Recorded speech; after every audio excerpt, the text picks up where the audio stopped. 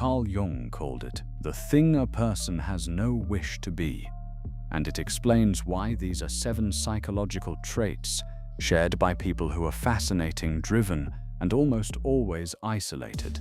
And the science explains exactly why that isolation isn't a flaw, it's a feature. Most people assume that someone with very few close friends is either unlikable, broken, or hiding something. But when you look at the actual research, the conformity experiments, the flow psychology, the Jungian shadow work, a completely different picture emerges. The most interesting people don't have few friends because they failed socially. They have few friends because their psychology makes shallow connection feel physically intolerable. And this isn't about introversion or social anxiety. It's something deeper. Trait 1. Hyperacute pattern recognition. Why you see what others miss. Swarthmore College, 1951. Solomon Asch put a group of people in a room and showed them a set of lines, asking them to identify which line matched the target. The answer was visually obvious, and anyone with functioning eyesight could see it clearly. 75% of participants gave the wrong answer at least once, because everyone else in the room had already given the wrong answer first. But here's the thing most people never hear about the Asch experiments, because most textbooks buried it. Asch himself said the more important finding wasn't the 75% who folded, it was the 25% who never conformed. Not once, not even under maximum social pressure, with the entire group staring at them. What separated that 25%? Part of the answer lives in how their brains actually process information. Daniel Kahneman and his collaborator Amos Tversky spent decades studying human judgment, with Kahneman winning the Nobel Memorial Prize in Economic Sciences in 2002, and in his 2011 book Thinking, Fast and Slow, which has sold more than 2.6 million copies, he laid out 2 systems of thought. System 1 runs fast, automatic, emotional, largely below the level of awareness. System 2 runs slow, deliberate, and logical, and most people call on it far less than they think. The majority of people operate almost entirely in System 1, reacting and mirroring whoever is in the room. And Kahneman cites the work of Herbert Simon to explain what happens when someone breaks that pattern. Simon studied chess masters and found that after thousands of hours of practice, they see answers before they can explain them. His conclusion was direct. The situation has provided a cue. This cue has given the expert access to information stored in memory, and the information provides the answer. Intuition is nothing more and nothing less than recognition. That finding got tested in a remarkable series of experiments by psychologists Nalini Ambady and Robert Rosenthal, first published in 1992, where they developed what they called thin slicing, the ability to extract accurate conclusions from very small amounts of information. Students watched silent 10-second videos of professors they had never met. No words, no context, just someone moving around a classroom. And their ratings of these strangers for competence and likability correlated remarkably well with ratings made by students who had spent an entire semester with those same professors. 10 seconds versus a full semester. And the accuracy was nearly identical. Accuracy didn't change significantly whether the clip ran 2 seconds, 5 seconds, or 10. And Ambady later applied this to medicine, where just 20 seconds of a doctor's voice with the words filtered out, leaving only tone, was enough to predict which doctors carried past malpractice claims against them. Now consider what this means for daily social life. If your brain processes information at this resolution, you walk into a room and register the micro-expression that contradicts the spoken sentence. You feel the social performance before the person has finished performing it, and you notice the group dynamic before anyone has said anything worth noticing. The social script then requires everyone to pretend they didn't see any of it, and for the person who didn't see it, that's easy.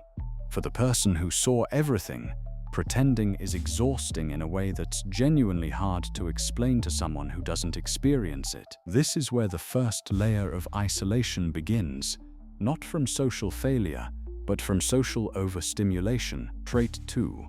Intolerance for social entropy.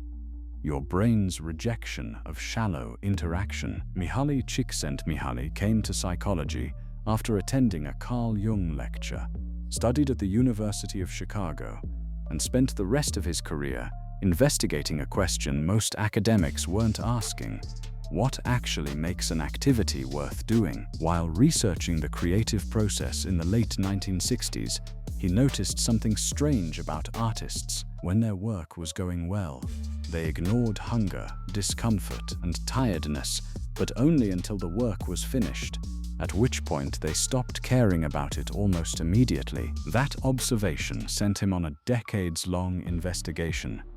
And what he found was that the human mind operates in two fundamental states. Flow is ordered, purposeful, fully engaged consciousness. Psychic entropy is the opposite, disordered, fragmented, and draining. And at its most severe, Csikszentmihalyi connects it directly to the loss of coherent thought itself. Most people have normalized psychic entropy. They've accepted that a lot of human interaction is noise, small talk, social performance, conversations that circle back to nothing, relationships that cost more attention than they return. But the people Csikszentmihalyi called Autotellic, a word built from the Greek autos meaning self, and telos meaning end or goal, experience shallow interaction differently. His words on this were precise. Autotellic people need few material possessions and little entertainment, comfort, power, or fame, because so much of what they do is already rewarding. They are more autonomous and independent because they cannot be as easily manipulated with threats or rewards from the outside. For these people, shallow interaction doesn't land as neutral, it lands as costly, and their nervous system has been calibrated to a different standard of engagement. A conversation with genuine depth produces something. A conversation of social pleasantries produces nothing but the loss of time that could have been spent in flow, and that loss registers. The result is that they stop going to the parties, stop answering the obligatory calls, stop performing the social rituals that everyone around them seems to find perfectly manageable. From the outside, they look antisocial. From the inside, they're protecting the one resource that money can't replace, which is their attention. Trait 3. The autoimmune response to control. Why you can't be a follower. Back to the ASH data, because buried in it is a number that almost nobody talks about. When ASH changed the conditions so that one other person in the room gave the correct answer, just one person breaking the unanimous wrong consensus, conformity among real participants dropped from 37% down to 5%. One person. That was enough to restore everyone else's social courage. And in the original experiment, the detail that cuts deepest is this: most participants who did conform admitted afterward that they knew their answer was wrong. They had seen the lines clearly, gave the incorrect answer anyway, and did it not out of confusion, but out of fear of being ridiculed. What the ASH experiments actually documented wasn't human stupidity, it was human social terror. The 25% who never conformed share something that ASH himself identified. The human desire for acceptance convinces most people to defy logic in order to fit in, and the ones who don't conform aren't necessarily smarter. They operate with a different internal architecture, one where self-concept doesn't depend heavily on group validation. That psychological independence carries a shadow side in social life.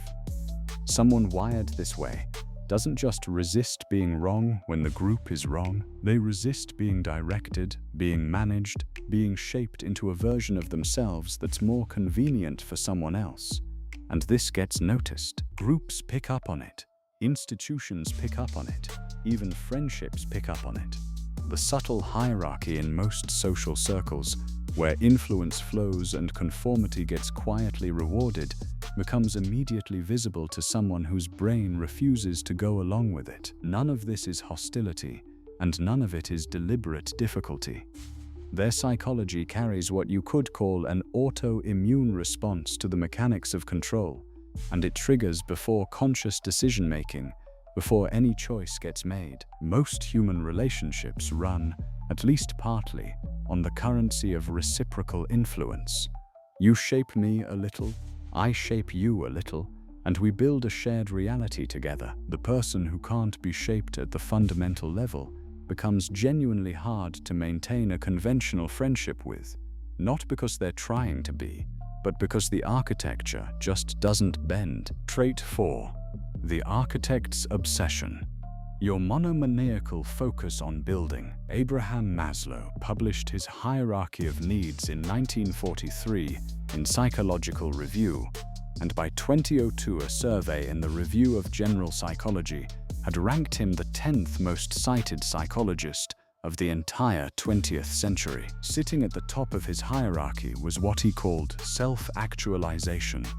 And here is one of the quietest, devastating statistics in all of psychology.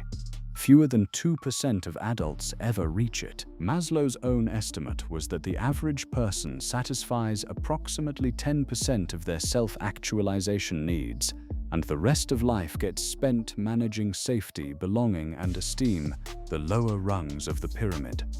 He didn't think this was inevitable. He called the prevalence of unlived potential the psychopathology of normality, not abnormal people being sick, but normal people being pathologically limited. The individuals Maslow studied to understand what self-actualization actually looked like included Abraham Lincoln, Albert Einstein, William James, Aldous Huxley, Beethoven, and Eleanor Roosevelt.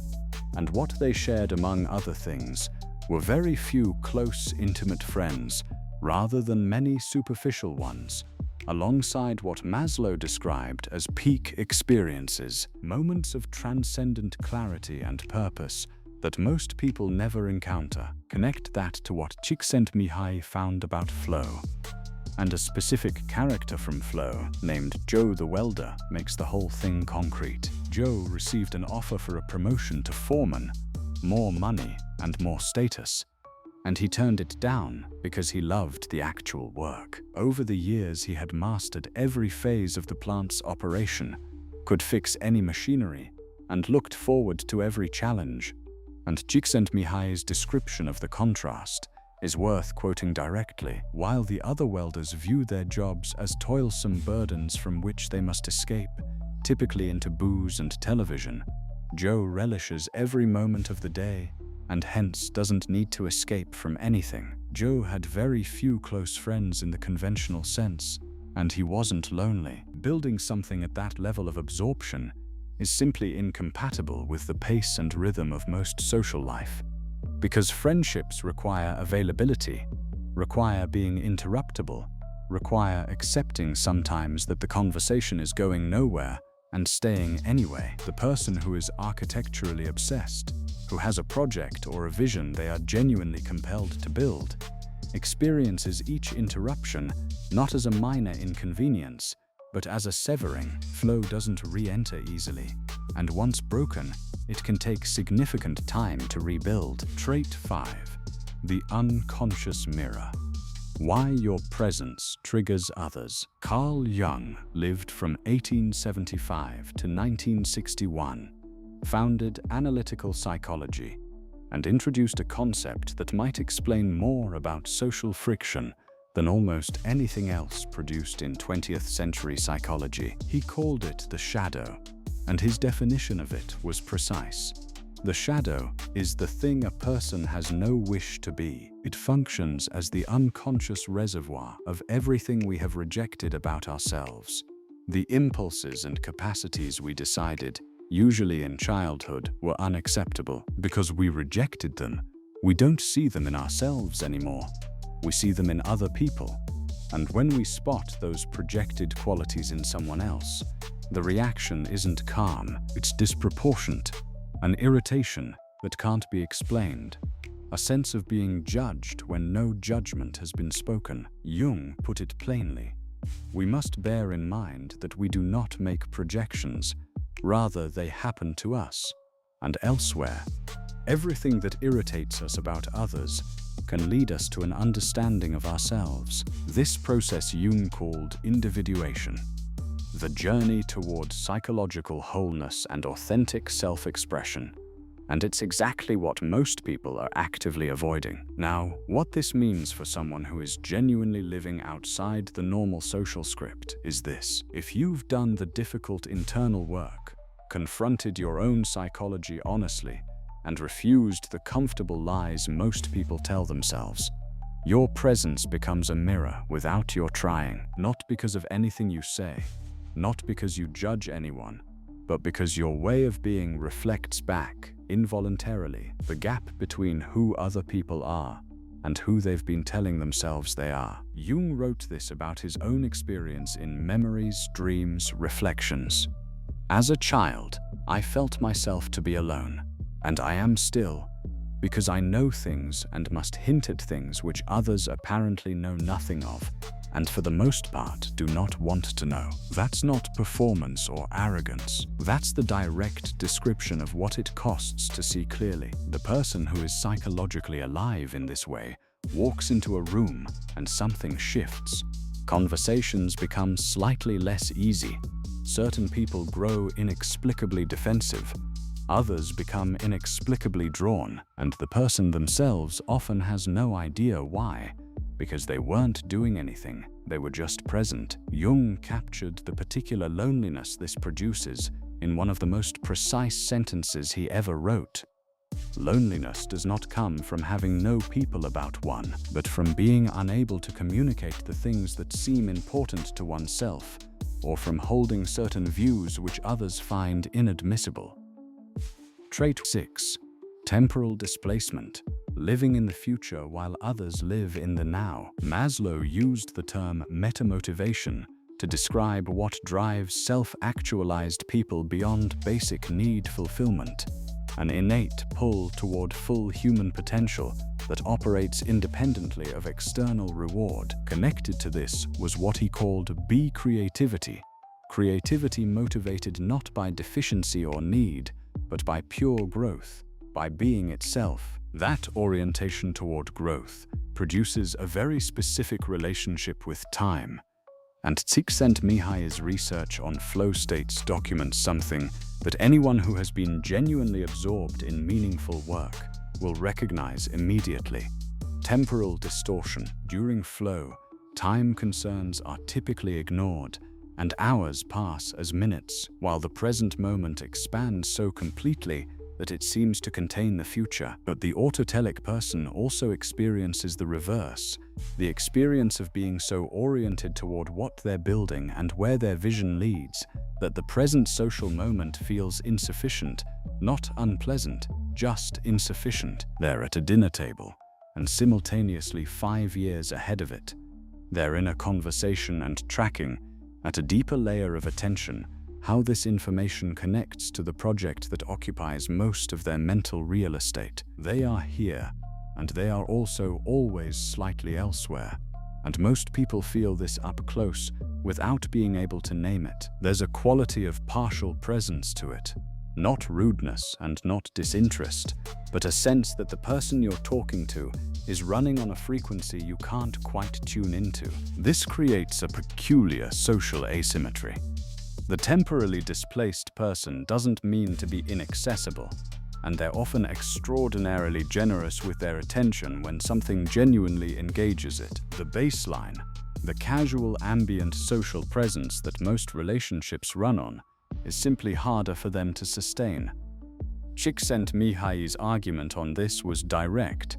Consistent high performers, the ones who stand out against the backdrop of everyday life, are motivated by the enjoyment that comes from confronting challenges, and without these people, there is no evolution of culture, no progress in thought, feeling, or human experience. That same forward-facing orientation, though, is exactly what makes the ordinary architecture of friendship genuinely difficult to inhabit. Trait 7. The Autotellic personality.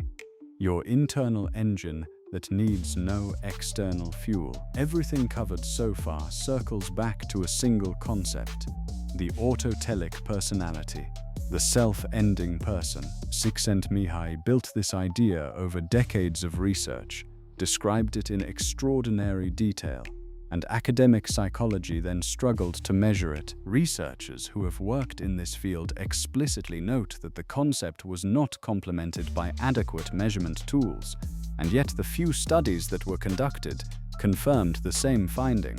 Some people are genuinely, constitutionally more likely to experience flow than others. This isn't circumstance, it's character. 4 core traits define this character: curiosity, persistence, low egotism, and a high tendency to do things for their own sake. Research from Abu Hamdeh in 2000 found that autotellic people show a stronger preference for high-skill, high-challenge situations that push them toward growth, compared to non-autotellic people who, given the same options, tend to choose comfort and predictability. Run each of those 4 traits against a social life, and the friction becomes obvious. Genuine obsessive curiosity means you aren't satisfied with the surface of anything, and conversations either go deep or they go nowhere worth remembering, while people who prefer the surface find depth exhausting in the same way you find the surface exhausting. Real persistence, the kind that sustains commitment to something for years without external validation, means the social feedback loop that most people depend on to confirm they're on the right track simply isn't necessary for you.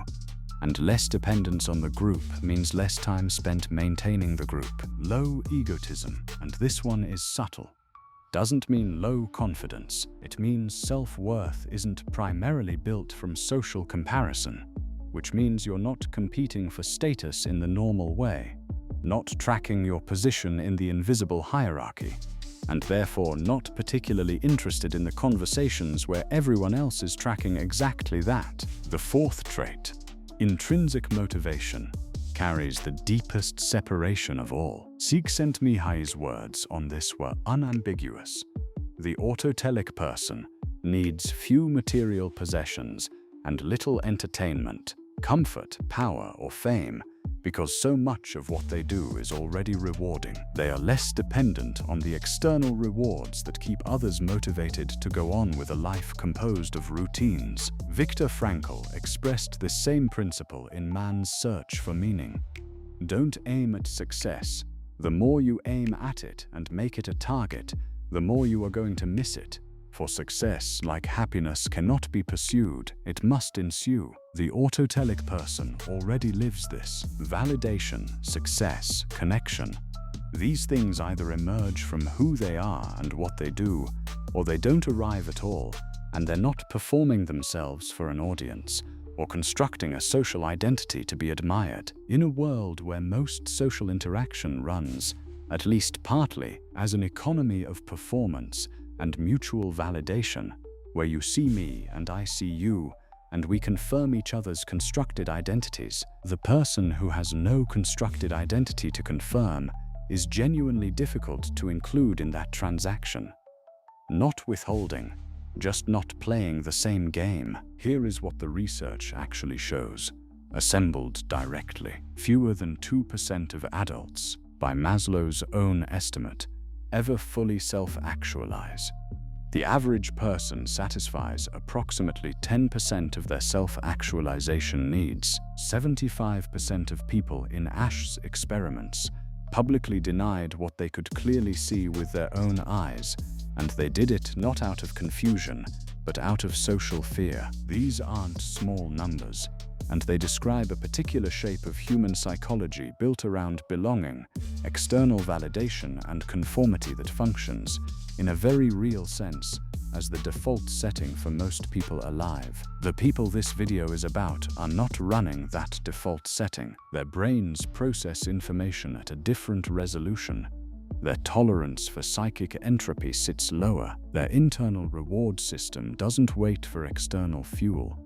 Their presence reflects, without effort or intention, the psychological work that most people are actively avoiding. Their relationship to time is different. Their relationship to authority is different, and their social architecture doesn't map onto the standard template. Jung said it directly. Loneliness does not come from having no people about one, but from being unable to communicate the things that seem important to oneself, or from holding certain views which others find inadmissible. And Csikszentmihalyi spent decades documenting what happens when someone resolves that loneliness, not by lowering their standard of engagement, but by building a life that generates meaning from within. The most interesting people you've ever met probably had very few close friends, not because they were difficult, though some of them were. Not because they were broken, though some of them felt that way for a long time. Their psychology was tuned to a frequency that most social environments don't broadcast on. And that's not a tragedy. That's the cost of a certain kind of depth. And for the people who carry it, most of them will tell you it was worth every bit of it.